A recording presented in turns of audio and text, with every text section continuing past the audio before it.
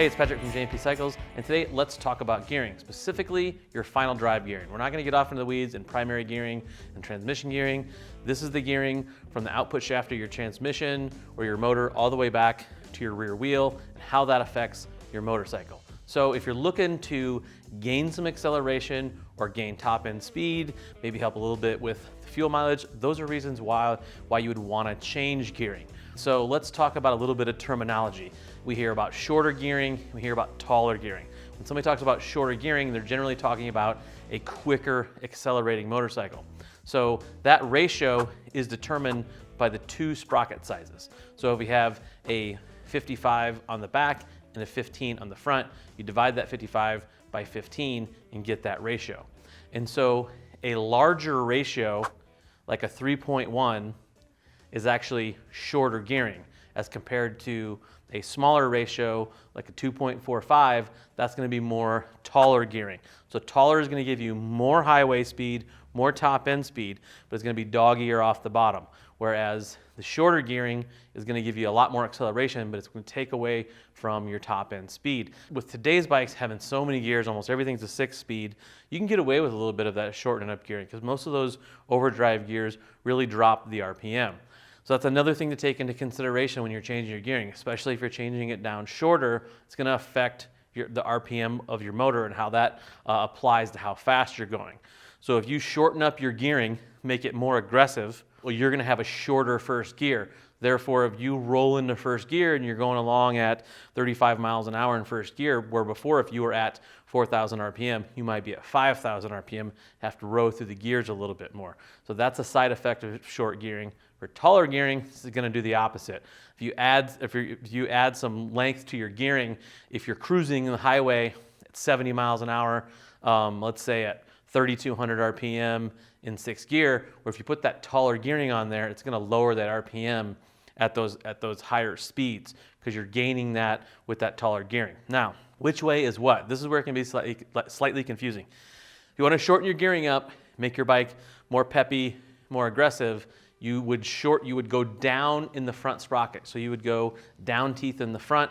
That would make your bike act more aggressively and accelerate quicker. Now, that same effect can be had by changing the rear sprocket by going up. Going up more teeth in the back will make it act more aggressively. Now, a general rule is dropping one tooth in the front is roughly equivalent to going up 3 teeth in the back, generally speaking. Now, there are good reasons and bad reasons to make adjustments with the front and rear sprocket. You don't want to make huge wholesale changes on your countershaft sprocket, which is your front sprocket. So one problem, depending on the size of sprocket you have up there, if you already have like a 16-tooth sprocket, if you drop to like a 14-tooth sprocket, that chain has to make a lot tighter turn coming around the counter sprocket. So it can tend to bind up chain. So in that instance, you may want to drop a tooth in the front and go up a couple in the rear. You can do a little more fine tuning in the rear because those changes aren't, the effect isn't as great as changing the front sprocket. Other things you need to consider when changing your sprocket is, do you want a steel sprocket or do you want an aluminum sprocket? Aluminum sprockets wear out quicker, but they're lighter, a little racier. The steel sprocket's heavier, more rotating mass. It's probably gonna last you a little bit longer. On almost all sprockets, they're gonna come marked with how many teeth they are. You can see right on there, it tells you how many they are. And a good way to start is make sure you go get your counts on your stock sprockets, your front and your rear. Make sure you know what your ratio is before you start changing it, and that can direct you in the way you want to go. The other thing you need to consider is your chain size and your chain length. So chain size is going to matter. If you have a 520 chain or a 530 chain, or if you have a small bike, have a 428, that's basically the thickness and the pitch. More importantly almost is the thickness. You can see this little 428 sprocket right here is much thinner than this 530 chain sprocket. So you need to know what size chain you have and get the corresponding sprockets. Also, if you're going to change a lot of teeth in the back, that's going to have a bigger effect on the length of your chain. You can adjust a lot of that out. Say if you lower teeth in the back, things are going to lengthen out. You can tighten your chain back up by adjusting your wheel out. If you go too big, however, it may pull that too far forward and you might need a longer chain. So something to consider when changing those sprockets and adjusting your gearing is going to be how that affects your chain.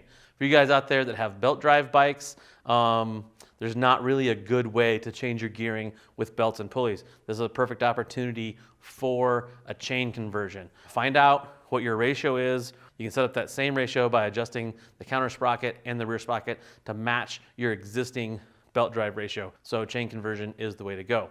As always, if you have any questions, feel free to drop us a comment. Go work on those motorcycles.